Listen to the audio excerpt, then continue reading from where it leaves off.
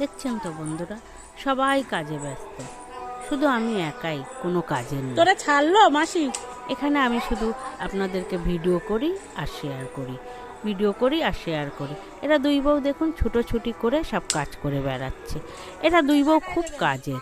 আর এইখানে আমার মা একজন, উনি রান্নাতেই ব্যস্ত, সবসময় রান্নাই করতে চায়, রান্না নিয়েই বসে থাকে।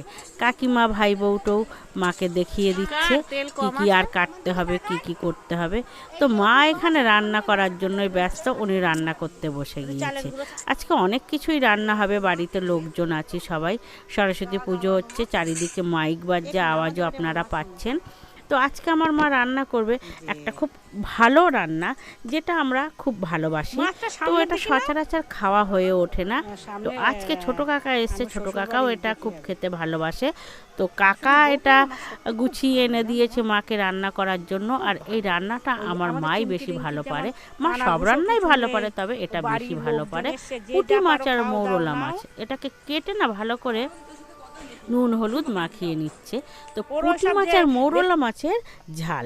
আমরা তো টমেটো দিয়ে সব তরকারি মোটামুটি খাই, কিন্তু শুধু টমেটো দিয়ে, কাঁচা আর পাকা টমেটো দিয়ে না পুঁটি মাছের ঝালটা খেতে খুব ভালো হয়।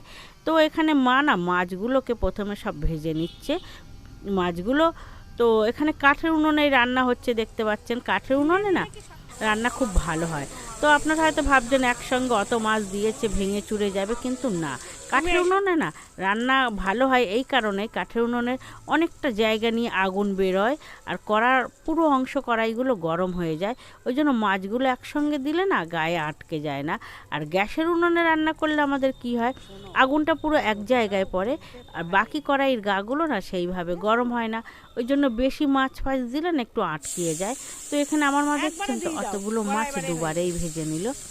তো দেখছেন এক জায়গায় দিচ্ছে, এরপরে না এটাকে খুন্তি দিয়ে ছাড়িয়ে সারা দিকে ছড়িয়ে দেবে দেখুন।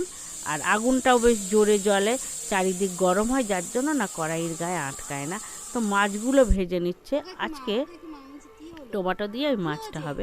তো এই মাছটা না টক টক ঝাল মিষ্টি নোনতা খেতে খুব সুন্দর হয়।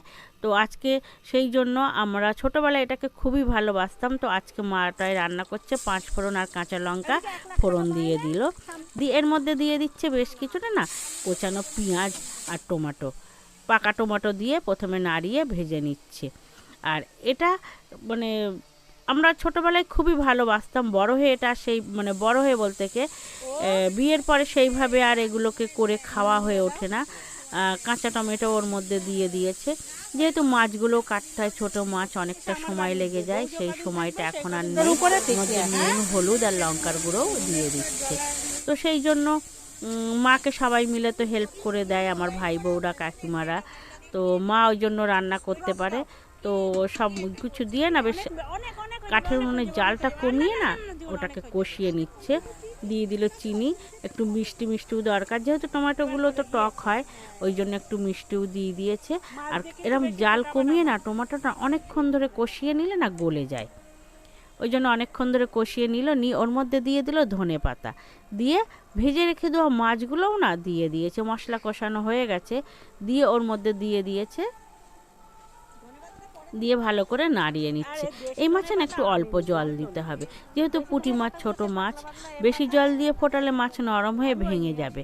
ওই জন্য না একটু অল্প করে জল দিয়ে ভালো করে নাড়িয়ে চাড়িয়ে বেশ কিছুক্ষণ ফুটিয়ে নেবে, মানে মিনিট 8-10 ফুটিয়ে নিলেই মাছের ঝাল তৈরি।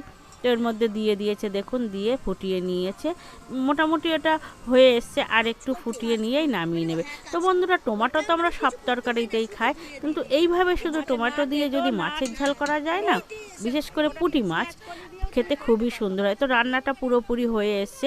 তো আমাদের এই রান্নাটা আপনাদের কেমন লাগলো কমেন্টে অবশ্যই জানাবেন। আর যদি এইভাবে খাওয়া না থাকে তো একদিন করে খাবেন, কমেন্টে জানাবেন কেমন হয়েছে। আমি বলছি এটা খেতে খুবই সুন্দর হয়, খুবই সুন্দর, কেন টক টক ঝাল মিষ্টি নোনতা সব কিছুই থাকে। আর শীতকাল তো একটু ধনে পাতা দিলে সেন্টটা না দ্বিগুণ বেড়ে যায়। তো চেষ্টা করবেন এইভাবে একদিন খাওয়ার। এটা তো খুবই ভালো জিনিস, ছোট মাছ। আশা করছি ভিডিওটা আপনাদের সবারই ভালো লাগবে।